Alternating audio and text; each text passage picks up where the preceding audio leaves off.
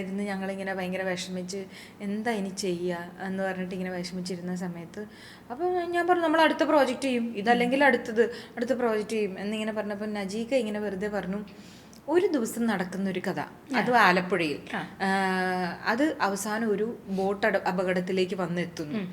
ഒരു ദിവസം പലർക്കായി പല സ്ഥലത്ത് നടക്കുന്ന കഥകൾ, അത് ഏറ്റവും അവസാനം ഒരു ബോട്ട് അപകടത്തിൽ വന്നിരുന്നു. ഇതിൽ ആലപ്പുഴ ബോട്ട് അപകടം എന്നൊക്കെ പറഞ്ഞപ്പം എനിക്കത് പെട്ടെന്ന് ക്യാച്ച് ചെയ്തു. അതിന്റെ കാരണം എൻ്റെ പപ്പ ഒരു കുട്ടനാട്ടുകാരനാണ്.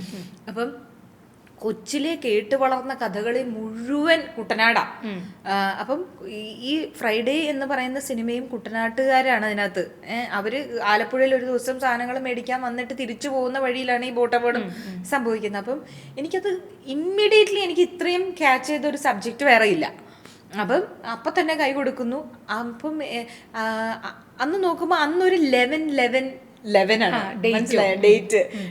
അന്ന് 2011 നവംബർ മാസം 11-ാം തീയതിയാണ് ഈ കൈ കൊടുക്കുന്നത്. അങ്ങനെ ഞങ്ങള് ആ സിനിമയ്ക്ക് പേരിട്ടു 11/11 ആലപ്പുഴ എന്നായിരുന്നു ആദ്യം പേര്. പിന്നീട് അത് അതിന്റെ പേര് ഫ്രൈഡേ എന്നാക്കി.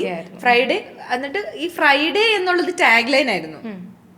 അത് ഫ്രൈഡേ എന്നുള്ളത് മെയിൻ ടൈറ്റിൽ ആക്കിക്കൊണ്ട് മറ്റേ 11/11 ആലപ്പുഴ എന്നുള്ളത് സബ് ടൈറ്റിലാക്കി.